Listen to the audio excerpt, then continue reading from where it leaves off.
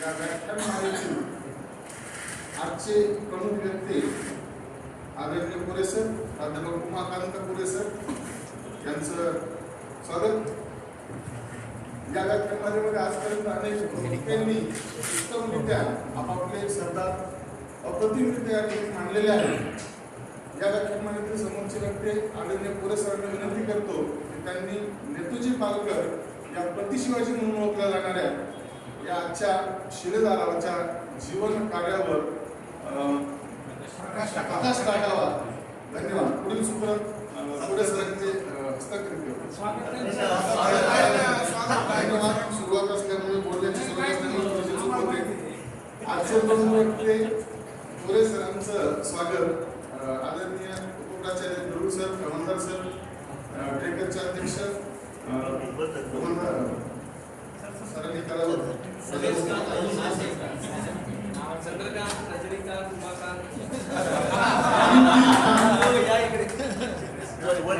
काय दुर्मिळ म्हणावं लागलं. प्रांत असते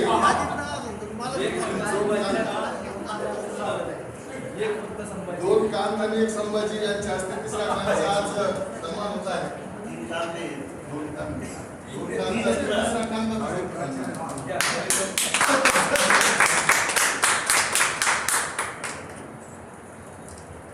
धन्यवाद सर. झाले का पत्रकार बंधूंनो,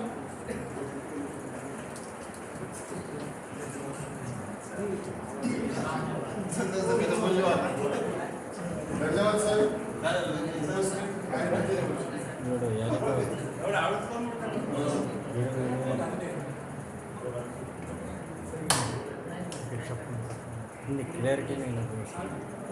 आजचे वक्ते उमाकांत पुरे सरांचं व्याख्यान सुरू होण्यापूर्वी गरुड सरांना आणि गव्हर्नर सरांनी दोन शब्द त्यांनी व्यक्त करावे.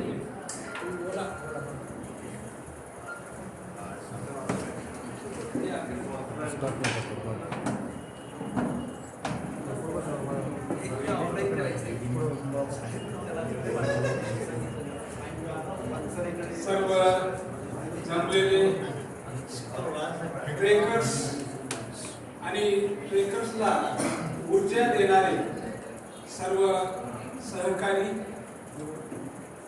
आज कोरे सर या ठिकाणी नेताजी पालकरांवरती प्रकाश टाकणार आहे. हा आपला पहिलाच घरगुती प्रयोग आहे. आपण जाणता इथं एक दोन यशस्वी प्रयोग झाल्यानंतर आपण हा कार्यक्रम बाहेर लॉन्च करत असतो. मोठमोठ्या व्यासपीठावरती अनेक ट्रेकर्स, अनेक सरसेनापतींना घेऊन आपण अभिमानाने बाहेर जात आहोत. येत्या काही काळामध्ये अनेक दूरदूरच्या विद्यापीठातील निमंत्रण आलेले मी ऐकलंय. म्हणून ही पूर्वतयारी अतिशय चांगली आहे आणि पूर्वतयारीसाठी हा हॉल असेल किंवा ही उपकरणं असतील ही अतिशय आवश्यक असतात आणि त्याशिवाय त्या वक्त्याची पूर्वतयारी होत नाही. आणि पूर्वतयारीसाठी आपणच घरातले असल्यामुळं या वक्त्याने घाबरून जायचं काहीच कारण नाही. चुका होत असतात.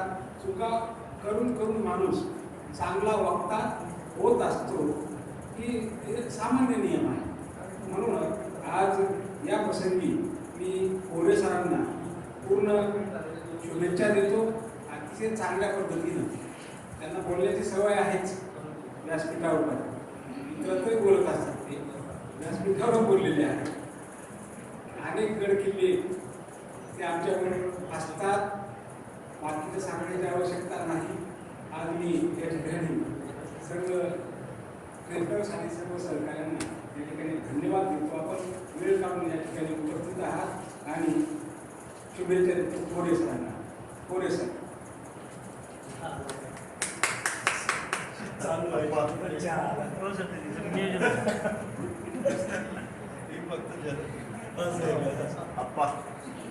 जगताप सर येत आहेत. स्वागत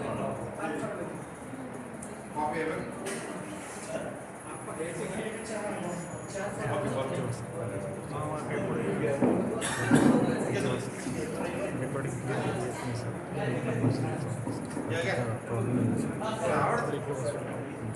ह्यांना बसून सर तुम्ही पलीकडं आम्ही इथे कारण मला रेकॉर्डिंगला प्रॉब्लेम आहे पलीकडं बसून देवगिरी आणि ट्रेकर्सचे अध्यक्ष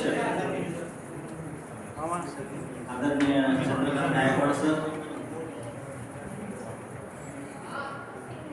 विज्ञान विभागाचे उपप्राचार्य आदरणीय गरुड सर, कला आणि वाणिज्य विभागाचे प्राचार्य तथा देवगिरी आणि ट्रेकर्सचे सरचिटणीस माननीय संभाजी कमांडर सर,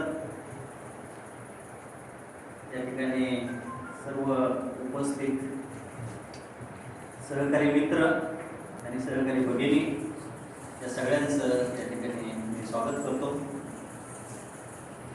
आजच्या व्याख्यानाचा जो विषय आहे स्वराज्याचे सरनौबत नेताजी पालकर.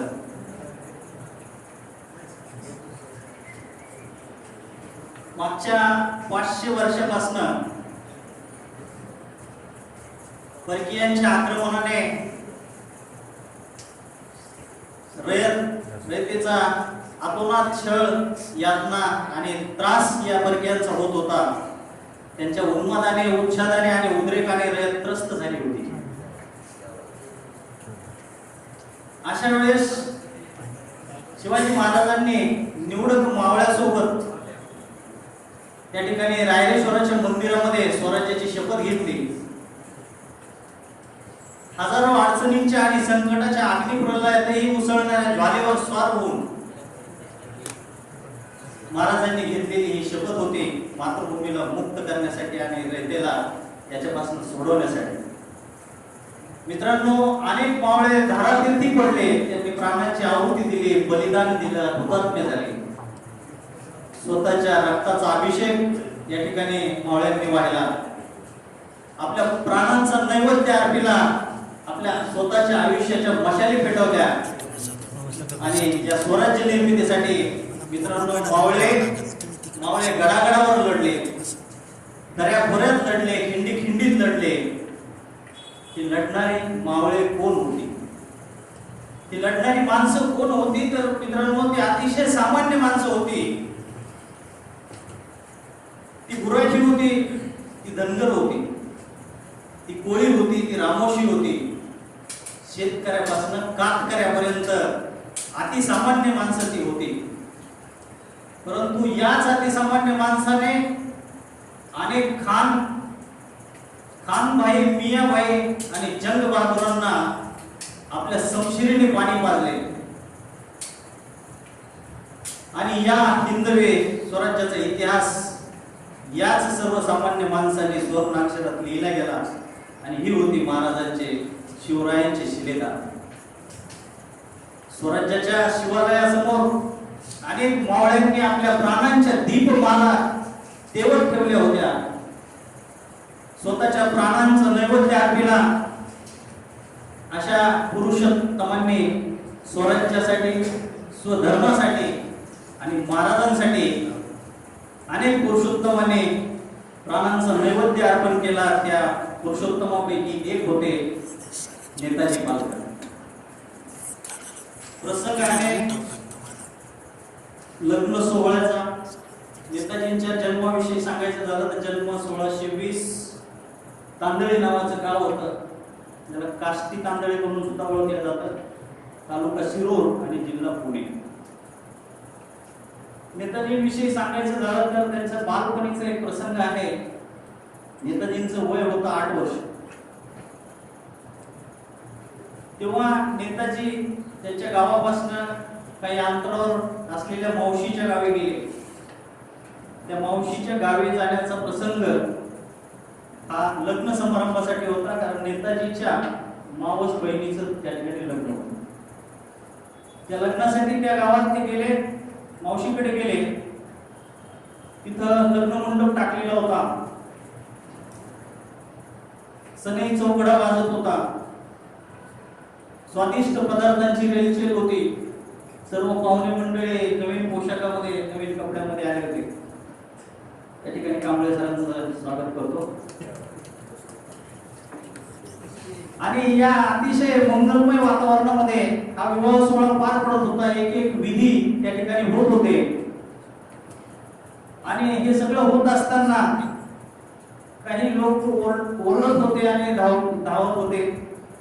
येऊन आले पळा पळा असा तिथं धावा झाला आणि मग सगळे पळायला लागले. नेताजीचं वय कमी होतं, 8 वर्ष वय होतं. त्यांच्या आकलनाच्या बाहेरची ही बाब होती. काही घोडेस्वार तिथं नंग्या तलवारी घेऊन आले आणि त्यांनी त्या लग्न मंडपामध्ये जे काय सोनं नाणं असेल, साधन संपत्ती असेल, धान्य असेल, नवीन नवीन कपडे असतील, ते सगळं त्या ठिकाणी लुटलं. लोक पसार झाले होते.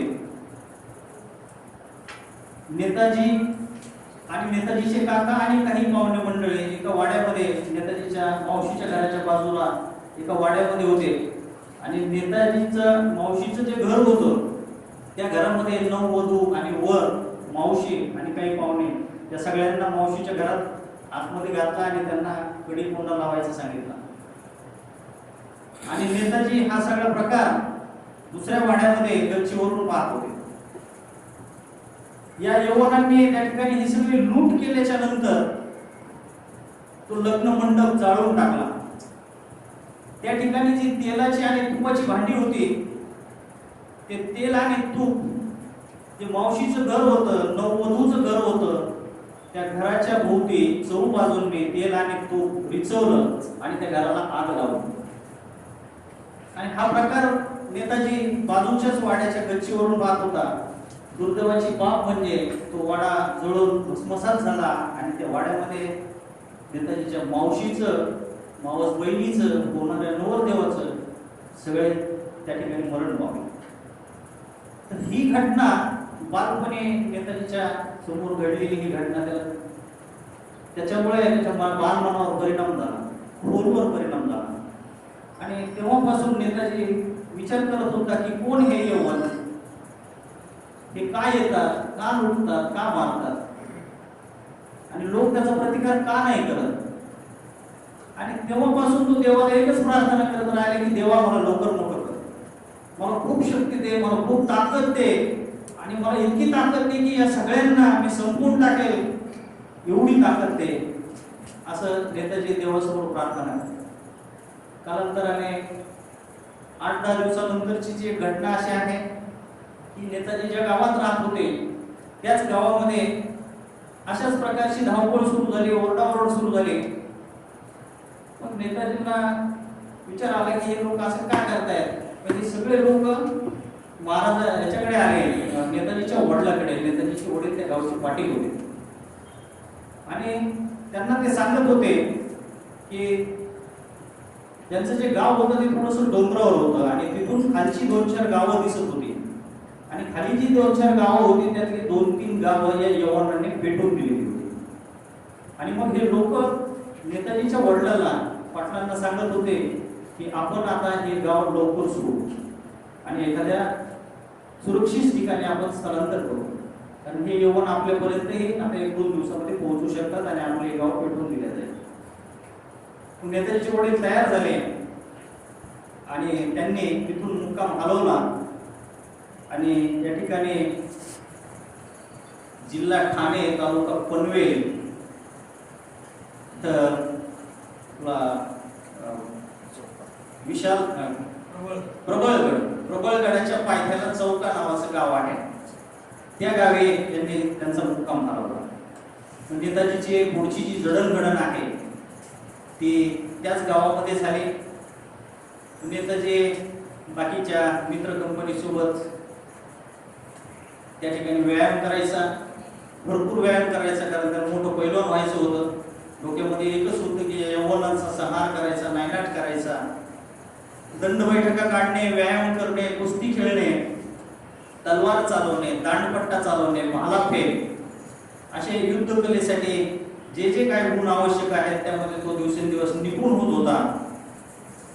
आणि झाल्यानंतर ऐन तारुण्यामध्ये त्याने महाराजांच्या सैन्यात सामील तो झाला आणि त्यानंतर महाराजांनी त्याला सैन्यात सामील करून घेतल्याच्या नंतर त्याच्याकडची चमक पाहून महाराजांनी नेताजीला पुरंदरचे किल्लेदार केले. मित्रांनो, नेताजी पुरंदरचे किल्लेदार झाले. किल्लेदार झाल्यानंतर ज्या जबाबदाऱ्या असतात त्या ते पार पाडत होते. किल्ल्याची बांधणी, त्या ठिकाणी त्या पंचक्रोशीमध्ये जर काही तंटे होत असतील, वाद होत असतील तर ते मिटवणे, न्याय निवाडा करणे, त्या पंचक्रोशीमध्ये जी मुलं आहेत तरुण मुलांना जमा करणे, एकत्र आणणे, त्यांना सैनिकी प्रशिक्षण देणे, अशी कामं त्या ठिकाणी नेताजी करत होते. हे करत असताना त्यांच्यापर्यंत बातम्या येत होत्या की शिवाजी महाराजांनी जावळी जिंकली, चंद्रराव मोरेची गर्दन छाटली, राजगड काबीज केला, जंजिरा जिंकले, त्यानंतर सुरत लुटले, जुन्नर लुटले, अर्धी कोकणपट्टी महाराजांनी ताब्यात घेतली, भिवंडी ठाणेपर्यंत महाराजांनी प्रदेश काबीज केला. ह्या बातम्या त्यांच्या कानावर येत होत्या. सांडणीस्वार तसे लकोटी घेऊन तिथे येत होता. आणि आज हा किल्ला, तो मुलूक, ते बंदर, ते ठाणे आणि महाराजांची गोडदोड चालू होती. हे सगळं ऐकल्यानंतर नेताजी प्रचंड आनंदी होत होता, पण तेवढाच तो अस्वस्थ पण होत होता. अस्वस्थ यासाठी होत होता की त्याला वाटत होतं की आपण महाराजांसोबत युद्धावर जावं, आपण पराक्रम गाजवावा, कारण ते तरुण वय होते आणि ती तरुण मनाची भूक होते. त्याच्या हात युद्धासाठी शिवशिवत होते आणि तारुण्य म्हणजे ज्वलंत धमण्याचं अविरत स्पंदन, निसर्गानं मानवाला दिलेलं सर्वात श्रेष्ठ वर, जीवनाच्या उद्यानातून जाणारा एकमेव राजमार्ग. आणि त्यामुळे तो अस्वस्थ होत होता की महाराज मला युद्धाची कधी संधी देतील, मला पराक्रम गाजवण्याची भूक आहे. त्यासाठी त्याचे हात शिवशिवत होते, रक्त सळसळत होतं आणि तो वाट पाहत होता की एखाद्या दिवशी महाराज एखादा खलिता पाठवतील की नेताजी ये आता युद्धासाठी तयार व्हा, आमच्यासोबत चल. पण तसं काही होत नव्हतं आणि नेताजीकडे एवढी डेअरिंग नव्हती किंवा धाडस नव्हतं की महाराजाला स्वतः होऊन सांगायचे की महाराज माझा जन्म हा किल्लेदार होण्यासाठी झालेला नाहीये, माझा जन्म हा युद्धात रणांगणावर पराक्रम गाजवण्यासाठी झालेला आहे, असं बोलण्याचं धाडस त्यांच्याकडे नव्हतं.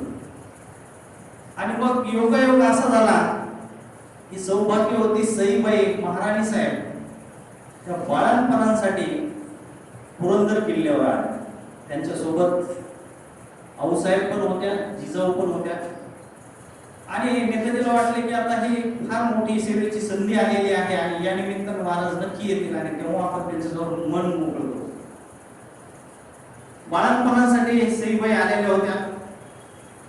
त्या ठिकाणी नेताजीचा पूर्ण वेळ सईबाईंची आणि आऊसाहेबांची काळजी घेण्यामध्ये जात होता. तो आनंदी होता आणि सईबाईंचं बाळांपण त्या ठिकाणी पार पडलं आणि सुपुत्र जन्मला छत्रपती संभाजीराजे. शुभ्रध्वल कमल पुष्पाच्या कमल पत्रावर चकाकणाऱ्या द्रौबिंदूसारखं ते राजस तेज त्या ठिकाणी संभाजी महाराजांच्या चेहऱ्यावर आणि सगळीकडे आनंदाचं वातावरण होतं. आणि नेताजी खूपच आनंदी होता कारण त्याला वाटले की आता शिवाजी महाराज नक्की मुखावलोकनासाठी संभाजी महाराजांना पाहण्यासाठी येतील आणि तेव्हा मग आपण सांगू की महाराज मला किल्लेदार नकोय, मला सैन्यामध्ये पाठवा, पराक्रम गाजवण्याची संधी द्या. परंतु तसं झालं नाही कारण महाराज फार मोठ्या मोहिमेवर गेलेले होते. त्यानंतर त्यावेळेसचे जे सरनौबत होते, स्वराज्याचे सरनौबत मानकोजी 10 कोंडे हे वयोवृद्ध झाले होते. वयोवृद्ध झाले होते तरी पराक्रम गाजवत होते. पण महाराजांनी विचार केला की आता यांना विश्रांती दिली पाहिजे. म्हणून महाराजांनी त्यांना सदरेवरचे सल्लागार म्हणून मानकोजी 10 कोंडेंची नियुक्ती केली. आणि मग महाराजांसमोर प्रश्न होता की सरनौबत हे पद आता कोणाला द्यायचं. विचारांचे आंदोलन चालू होते.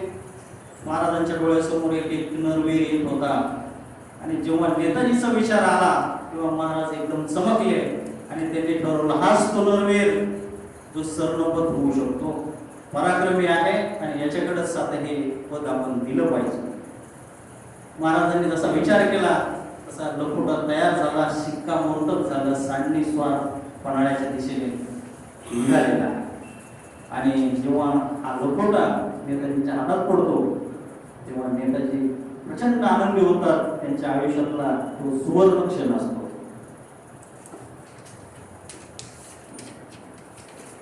त्या ठिकाणी महाराजांनी प्रचंड मोठी घोडदौड केलेली होती. प्रचंड मोठा मुलूक, अनेक किल्ले ताब्यात घेतलेले होते.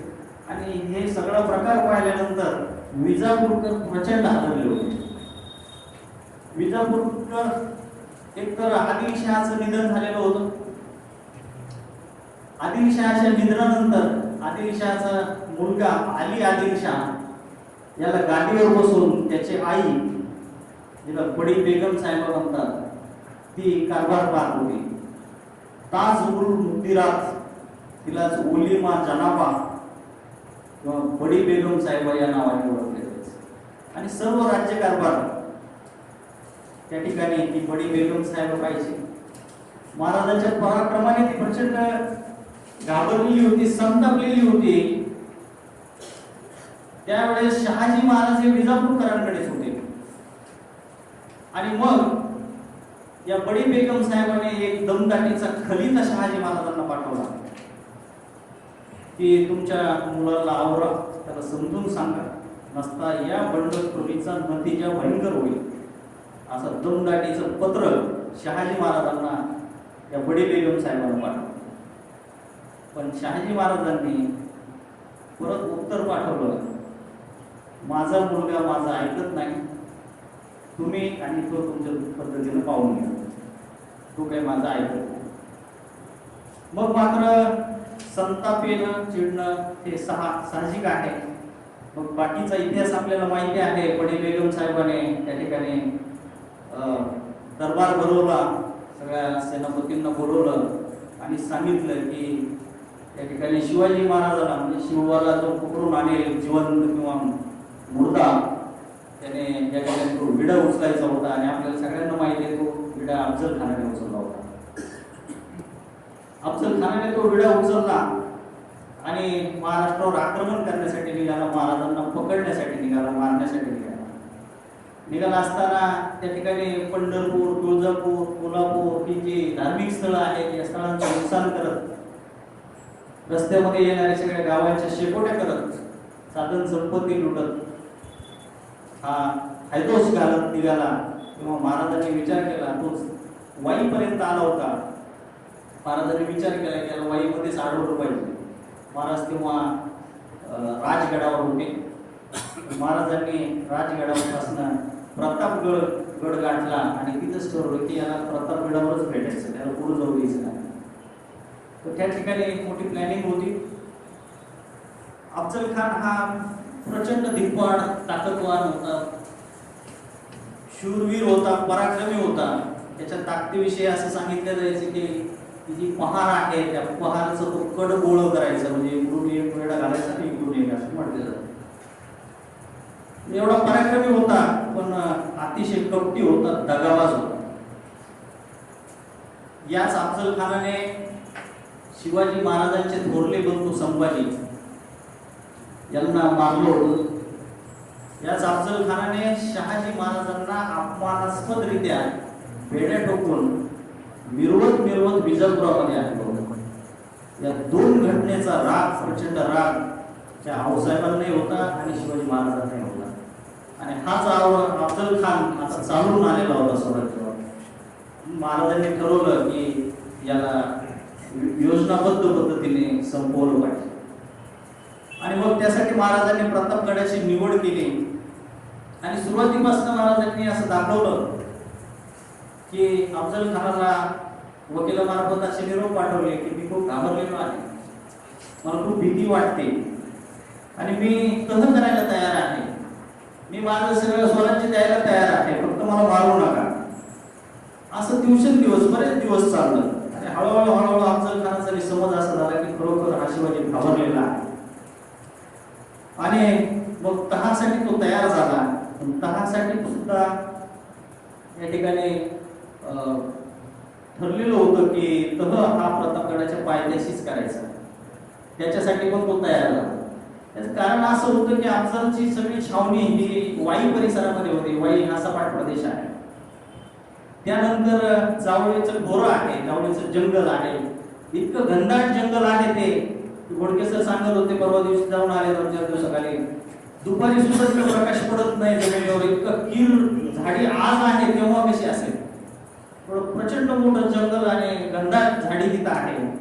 महाराजांनी विचार केला की या जंगलाचा फायदा घ्यायचा.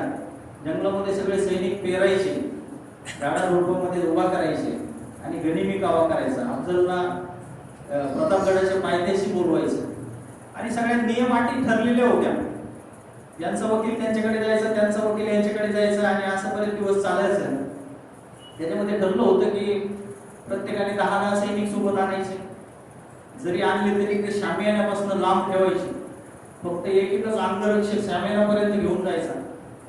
शामियान्याच्या तिथे गेल्यानंतर तोही अंगरक्षक बाहेर ठेवायचा आणि आपण दोघांनीच फक्त भेटायचं, महाराजांनी आणि अफजल खान. अफजल खान तयार झाला होता आणि बाकीचा इतिहास सगळ्यांना माहिती आहे की महाराजांनी चिकट घातलं होतं, जिरेटोप घातलेला होता. महाराजांना माहिती होतं अफजल खान दगाबाज आहे. महाराज पण तरी पण या भेटीला जाताना महाराजांनी नेताजीला जवळ बोलवलं. नेताजी काका, महाराज नेताजींना नेताजी काका म्हणायचे, कारण ते महाराजांपेक्षा 10 वर्षांनी मोठे होते. आणि नेताजी काकांना सांगितलं की जर काही दगाफटका झाला, आमच्या जीवाचं जर काही बरवाईट झालं तर बाळशिंगोला गादीवर बसून जिजाऊंच्या मार्गदर्शनाखाली हे स्वराज्य तुम्ही चालवायचं. आणि महाराज भेटीसाठी त्या ठिकाणी गेले. गेल्यानंतर अगोदर कल्पना होती महाराजांना की हा दगाबाज आहे. त्या पद्धतीने त्याने महाराजाचं मुंडकं डाव्या बगलीत दाबलं आणि उजव्या हातात कट्यार घेऊन महाराजाच्या पोटात खूप बसली. महाराजांनी तिलकत घातलेला होता म्हणून ती कट्यार पोटात गेली नाही. अंगरखा डारा फाटला. डोकं दाबलं होतं पण जिरेटोप होता, त्यामुळे महाराजाला काही झालं नाही. आणि लगेच महाराजांनी चित्याच्या चपळाईने त्या ठिकाणी एका हातात वाघ आणि एका हातामध्ये बिछवा घेऊन अफजल खानाचं पोट फाडलं. पोट फाडल्यानंतर सय्यद बंडा हा जे प्रवेशद्वाराजवळ उभा होता तो धावतच आला. त्याने म्यानातून तलवार काढली आणि महाराजावर वार करणार तेवढं मध्ये तिथं जीवा मारला, ज्याने त्याचा हात वर्षावरच धडापासून वेगळा केला. एवढ्या गडबडीमध्ये मात्र कृष्ण भास्कर कुलकर्णी नावाचा जो अफजल खानाचा वकील होता त्याने एक वार मात्र महाराजांच्या डोक्यावर केला. तो महाराजांना कतरता लागला आणि महाराजांना थोडीशी जखम डोक्याला झाली. पण त्यानंतर जीवा महाराजांनी त्यालाही संपवलं. एवढ्या या सगळ्या गडबडीमध्ये अफजल खान त्या शामियानीच्या बाहेर पळत आला. त्या पालखीपर्यंत पोहोचला. भोयांनी पालखी उचलण्याची तयारी पण केली होती, पण बाजूला जवळच संभाजी कावजी उभे होते. त्या संभाजी कावजीने त्या अफजल खानाचं मुंडकं धडा वेगळं केलं. तर असा हा एकंदर इतिहास आहे. आम्ही मुद्दाम आवर्जून थोडंसं जास्त सविस्तर सांगितला. तर हे सगळं झाल्यानंतर ठरल्याप्रमाणे अफजल खानाचा वध झाल्यानंतर महाराज पायऱ्या चढून वरती प्रतापगडावर गेले. ठरल्याप्रमाणे इशारतीच्या तोफा त्या ठिकाणी वाजवण्याची वर्दी देण्यात आली आणि त्या पद्धतीने तोफा वाजल्या. नेताजीचे कान त्या तोफेकडेच होते. सैनिक सगळे मावळे हातात नंग्या तलवार घेऊन झाडाझुडपात लपलेले, त्यांचे कान त्या तोफेकडेच होते. जशा तोफा वाजल्या, इशारतीच्या तोफा वाजल्या की यांना वर्दी मिळाली, तसे हे सैनिक फुटून पडले. नेताजी त्या तोफेच्या आवाजाची वाट पाहत होते. जसे कानावर तोफेचा आवाज आला तसं त्यांनी घोड्यावर मान ठोकली, दातामध्ये लगाम खेचला, रिकिरीमध्ये पाणी घातले, कमरेला लटकवलेले 2 दाढपट्टे 2 हातात म्यानातून बाहेर काढले आणि घोड्याला टाच दिले. आणि मित्रांनो, जसं गवत कापतात त्या पद्धतीनं सैन्य त्या शत्रूंचे डोके नेताजी कापत होते. हे सगळं करत असताना सैनिकांना आदेश देत होते, मावळ्यांना आदेश देत होते की एकही सैनिक हा विजापूर पर्यंत परत पोहोचला नाही पाहिजे, इथंच सगळ्यांना उडवून द्या. आणि हे सगळं करत असताना त्यांची नजर गेली अफजल खानाचा मुलगा फाजल खान. त्याचा पाठमोहरा त्यांनी पाहिला. तो पळून जाण्याचा जात असताना नेताजींच्या नजरेत आलं आणि त्यानंतर नेताजींनी त्याचा पाठलाग करायला सुरुवात केली. अंतर बरंच होतं पण पाठलाग करायला सुरुवात केली. पाठलाग करत करत ते वाईपर्यंत पोहोचले. वाईमध्ये आल्याच्या